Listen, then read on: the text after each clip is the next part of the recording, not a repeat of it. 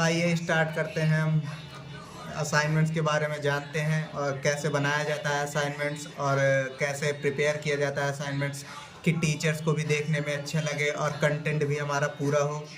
तो आइए हमारा चैनल जो नर्सिंग स्टडी के नाम से है, आइए हम उस पर देखते हैं। इसी तरह हमारे जो नर्सिंग स्टडी पर हैं अपलोड होती रहती हैं वीडियो असाइनमेंट्स की। आप लोग सब्सक्राइब करें और लाइक करें, इसी तरह आपको आगे भी वीडियोस मिलती रहेंगी।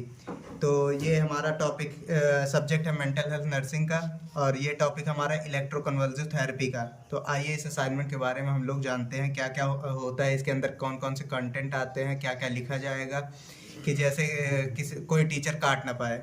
तो आइए स्टार्ट करते हैं। सबसे पहले आएगा हमारा इंट्रोडक्शन जो ईसीटी का होता है। चलो।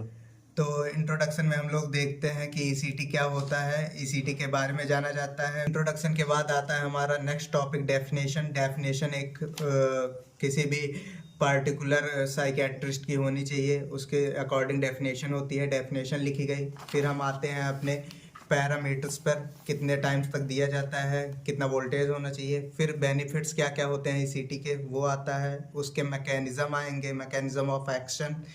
फिर हमारा आता है हो चला। फिर आता है हमारा न्यूरोट्रांसमीटर थ्योरी। उसके बाद आता है हमारा anti convergent theory, neuro endocrine theory, brain damage theory, psychological theory. उसके बाद आता है, फिर उसके बाद हम लोग इसमें देखेंगे कि ईसीटी के कितने टाइप्स होते हैं। जैसे कि हमारा 4 टाइप्स हो गया: डायरेक्ट ईसीटी, मॉडिफाइड ईसीटी और यूनिलेटरल ईसीटी, बाइपोलर ईटीसी। फिर उसके बाद आता है हम लोग इलेक्ट्रोड कैसे रिप्लेसमेंट करते हैं, उसके बारे में लिखा हुआ है। फिर उसके बाद मॉडर्न एरा का ईसीटी आ गया है। चलो।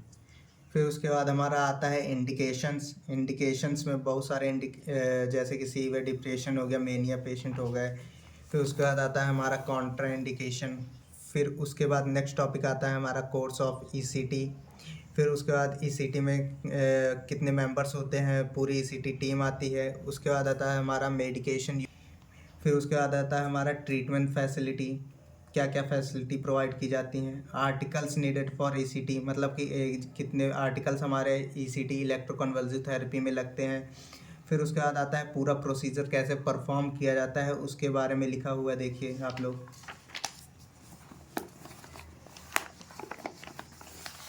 फिर उसके बाद आता है हमारा रिस्क एंड साइड इफ़ेक्ट, कितने क्या क्या रिस्क हो सकता है अगर ईसीटी एक मैनेज टाइम में ना दी गई, ड्यूरेशन में ना दिया गया और उसका टाइमिंग ज़्यादा हो गई, तो उससे क्या क्या सकते हैं वो भी आपको नोट डाउन मिलेंगे। फिर उसके बाद आता है कॉन्सेंट।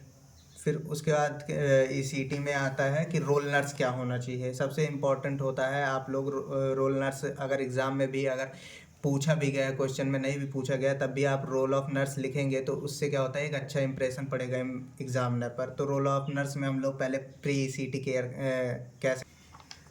फिर उसके बाद आता है हमारा EC2 रूम। फिर EC2 रूम कैसे प्रिपेयर किया जाता है उसके बारे में है। फिर उसके बाद आता है हमारा ड्यूरिंग ईसीटी के दौरान हम लोग क्या क्या करते हैं। फिर आता है पोस्ट ईसीटी केयर, ईसीटी में हम लोग ईसीटी के बाद कौन कौन सी केयर प्रोवाइड कर सकते हैं। फिर इसी के बाद हमारा बिब्लियोग्राफी, और इसी के साथ में हमारा टॉपिक होता है ख़त्म। Thank you.